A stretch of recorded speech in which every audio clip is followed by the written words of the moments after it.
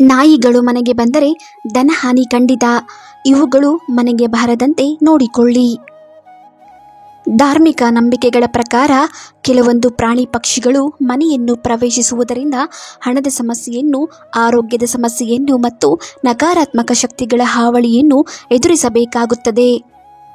ಹಾಗಾದರೆ ಯಾವೆಲ್ಲ ಪ್ರಾಣಿ ಪಕ್ಷಿಗಳು ಮನೆಯನ್ನು ಪ್ರವೇಶಿಸಬಾರದು ತಿಳಿದುಕೊಳ್ಳಿ. ಮಾನವರು ಯಾವಾಗಲೂ ಪ್ರಾಣಿಗಳೊಂದಿಗೆ ಅವಿನಾಭಾವ ಸಂಬಂಧವನ್ನು ಹೊಂದಿರುತ್ತಾರೆ ಮತ್ತು ಇತ್ತೀಚಿನ ದಿನಗಳಲ್ಲಿ ಅವು ಮಾನವನ ಜೀವನದ ಪ್ರಮುಖ ಭಾಗವಾಗಿವೆ. ಕೆಲವೊಂದು ಪ್ರಾಣಿಗಳು ಮನೆಯನ್ನು ಪ್ರವೇಶಿಸಿದರೆ ಅದನ್ನು ಶುಭವೆಂದು ಪರಿಗಣಿಸಲಾಗುತ್ತದೆ. ಹಾಗೆ ಕೆಲವೊಂದು ಪ್ರಾಣಿಗಳು ಮನೆಯನ್ನು ಪ್ರವೇಶಿಸಿದರೆ ಅದನ್ನು ಅಶುಭವೆಂದು ಪರಿಗಣಿಸಲಾಗುತ್ತದೆ. ಜ್ಯೋತಿಷ್ಯ ಶಾಸ್ತ್ರದಲ್ಲೂ ಕೂಡ ಇದರ ಕುರಿತು ಉಲ್ಲೇಖಗಳಿವೆ. ಇದ್ದಕ್ಕಿದ್ದಂತೆ ಮನೆಗೆ ಈ ಪ್ರಾಣಿ ಪಕ್ಷಿಗಳು ಪ್ರವೇಶಿಸುವುದರಿಂದ ಹಣದ ಸಮಸ್ಯೆಯನ್ನು, ಆರೋಗ್ಯದ ಸಮಸ್ಯೆಯನ್ನು ಎದುರಿಸಬೇಕಾಗುತ್ತದೆ. ಅಷ್ಟು ಮಾತ್ರವಲ್ಲ, ಇವುಗಳು ನಮ್ಮ ಭವಿಷ್ಯದ ಕುರಿತು ಕೂಡ ಸಂದೇಶವನ್ನು ನೀಡುತ್ತದೆ ಎನ್ನಲಾಗಿದೆ. ದುರಾದೃಷ್ಟವನ್ನು ತರುವ ಆ ಪ್ರಾಣಿ ಪಕ್ಷಿಗಳ್ಯಾವುವು ನೋಡಿ. ಮನೆಗೆ ಪಾರಿವಾಳಗಳು ಬಂದರೆ ಏನರ್ಥ?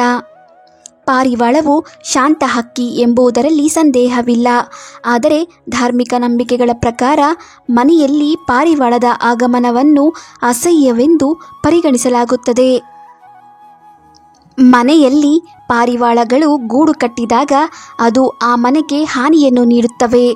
ಪಾರಿವಾಳವು ರಾಹುಗೆ ಸಂಬಂಧಿಸಿದೆ ಮತ್ತು ಮನೆಯಲ್ಲಿ ಉಳಿಯುವ ಮೂಲಕ ಆ ಸ್ಥಳವು ನಿರ್ಜನವಾಗುತ್ತದೆ ಮತ್ತು ನಕಾರಾತ್ಮಕ ಶಕ್ತಿ ಬರುತ್ತದೆ. ಜನರು ವೈಫಲ್ಯಗಳನ್ನು ಎದುರಿಸಬೇಕಾಗುತ್ತದೆ ಎಂಬ ನಂಬಿಕೆ ಇದೆ. ಮನೆಗೆ ಬೆಕ್ಕುಗಳು ಬಂದರೆ ಏನರ್ಥ?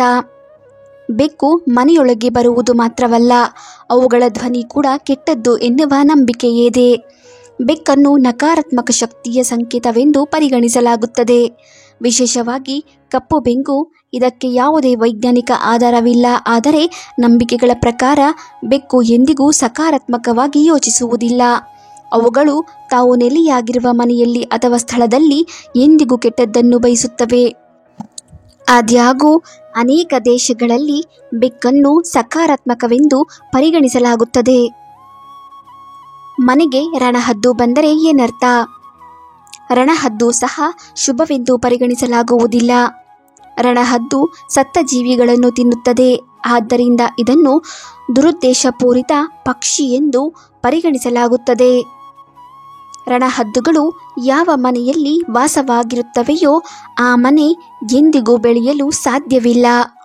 ಮನೆಯ ಸದಸ್ಯರ ನಡುವೆ ಯಾವಾಗಲೂ ಜಗಳ ನಡೆಯುತ್ತದೆ ಮತ್ತು ಅವರ ಪ್ರಗತಿ ಎಂದಿಗೂ ಸಾಧ್ಯವಿಲ್ಲ.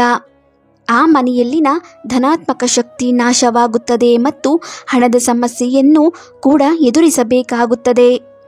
ರಣಹದ್ದು ಮನೆಯೊಳಗೆ ಬಂದಾಗಲೆಲ್ಲ ಶಾಂತಿ ಮಂತ್ರವನ್ನು ಜಪಿಸಬೇಕೆಂದು ಧಾರ್ಮಿಕ ನಂಬಿಕೆಗಳಲ್ಲಿ ಹೇಳಲಾಗಿದೆ. ಮನೆಗೆ ನಾಯಿಗಳು ಬಂದರೆ ಏನರ್ಥ? ನಾಯಿ ಮತ್ತು ಮಾನವ ಪ್ರಾಚೀನ ಕಾಲದಿಂದಲೂ ಸಂಬಂಧ ಹೊಂದಿದೆ. ಹೆಚ್ಚಿನ ಜನರು ನಾಯಿಗಳನ್ನು ಮನೆಗಳಲ್ಲಿ ಸಾಕಿಕೊಳ್ಳುತ್ತಾರೆ. ಜ್ಯೋತಿಷ್ಯದಲ್ಲಿ ನಾಯಿ ರಾಹು, ಕೇತು ಮತ್ತು ಶನಿಯೊಂದಿಗೆ ಸಂಬಂಧವನ್ನು ಹೊಂದಿದೆ ಎನ್ನಲಾಗಿದೆ. ಆದರೆ ಹೊರಗಿನ ನಾಯಿ ಮನೆಯೊಳಗೆ ಬಂದರೆ ಅದನ್ನು ಅಸಹ್ಯವೆಂದು ಪರಿಗಣಿಸಲಾಗುತ್ತದೆ. ಯಾಕೆಂದರೆ ಹೊರಗಿನಿಂದ ಬಂದ ನಾಯಿಗಳು ನಕಾರಾತ್ಮಕ ಶಕ್ತಿಯನ್ನು ತಮ್ಮಲ್ಲಿಟ್ಟುಕೊಂಡು ಮನೆಗೆ ಬರುತ್ತದೆ. ಇದು ಹಣದ ನಷ್ಟಕ್ಕೆ ಮತ್ತು ಆರೋಗ್ಯದ ಸಮಸ್ಯೆಗಳಿಗೆ ಕಾರಣವಾಗುತ್ತದೆ. ಇವುಗಳ ಕುರಿತು ಲಾಲ್ ಕಿತಾಬ್ನಲ್ಲೂ ಉಲ್ಲೇಖಿಸಲಾಗಿದೆ. ಆದರೆ ನಾಯಿಯೊಂದು ಮನೆಯಲ್ಲಿ ಮರಿ ಹಾಕುವುದನ್ನು ಶುಭವೆಂದು ಪರಿಗಣಿಸಲಾಗುತ್ತದೆ. ಮನೆಗೆ ಗೂಬೆಗಳು ಬಂದರೆ ಏನರ್ಥ? ಗೂಬೆಯನ್ನು ಲಕ್ಷ್ಮೀದೇವಿಯ ವಾಹನವೆಂದು ಪರಿಗಣಿಸಲಾಗುತ್ತದೆ. ಆದರೆ ಇದು ಮನೆಗೆ ಬರುವುದು ಅಸಹ್ಯಕರವಾಗಿದೆ. ಧಾರ್ಮಿಕ ನಂಬಿಕೆಗಳ ಪ್ರಕಾರ ದೀಪಾವಳಿಯಂದು ಗೂಬೆಗಳ ಆಗಮನವನ್ನು ಶುಭವೆಂದು ಪರಿಗಣಿಸಲಾಗಿದೆ.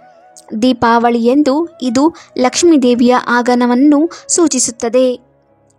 ಆದರೆ ಇದರ ದಿನಗಳಲ್ಲಿ ಅದು ಮನೆಗೆ ಆಗಮಿಸುವುದು ಹಾನಿಕಾರಕವಾಗಿದೆ. ಇದು ಮನೆಯಲ್ಲಿ ನಕಾರಾತ್ಮಕ ಶಕ್ತಿಯನ್ನು ಸೃಷ್ಟಿಸುತ್ತದೆ ಮತ್ತು ಮನೆಯ ಪ್ರಗತಿಯನ್ನು ನಾಶ ಮಾಡುತ್ತದೆ ಎನ್ನುವ ನಂಬಿಕೆಯಿದೆ. ಮನೆಗೆ ಬಾವುಲಿಗಳು ಬಂದರೆ ಏನರ್ಥ? ಧರ್ಮಗ್ರಂಥಗಳಲ್ಲಿ ಮತ್ತು ಧಾರ್ಮಿಕ ನಂಬಿಕೆಗಳಲ್ಲಿ ಮನೆಗಳಿಗೆ ಬಾವಲಿಗಳು ಬರುವುದನ್ನು ಕೆಟ್ಟದ್ದೆಂದು ಪರಿಗಣಿಸಲಾಗುತ್ತದೆ. ಬಾವಲಿಗಳು ಕತ್ತಲೆಯ ಸಂಕೇತವಾಗಿದೆ. ಬಾವಲಿಗಳು ಯಾವ ಮನೆಯನ್ನು ಪ್ರವೇಶಿಸುತ್ತದೆಯೋ ಆ ಮನೆಯಲ್ಲಿ ನಕಾರಾತ್ಮಕ ಶಕ್ತಿಗಳು ವಾಸಿಸುತ್ತವೆ ಮತ್ತು ಜೀವನದಲ್ಲಿ ತೊಂದರೆಗಳು ಪ್ರಾರಂಭವಾಗುತ್ತವೆ. ಆರೋಗ್ಯವು ಹದಗೆಡುತ್ತದೆ. ಕೆಲವು ಕೆಟ್ಟ ಸುದ್ದಿಗಳು ಬರಬಹುದು ಎಂದು ನಂಬಲಾಗಿದೆ. ವಿಡಿಯೋ ಇಷ್ಟ ಆದರೆ ಲೈಕ್ ಮಾಡಿ, ಶೇರ್ ಮಾಡಿ, ನಮ್ಮ ಚಾನೆಲ್ ಸಬ್ಸ್ಕ್ರೈಬ್ ಮಾಡಿ. ಮುಂದಿನ ವಿಡಿಯೋದೊಂದಿಗೆ ಭೇಟಿಯಾಗೋಣ. ಧನ್ಯವಾದಗಳು.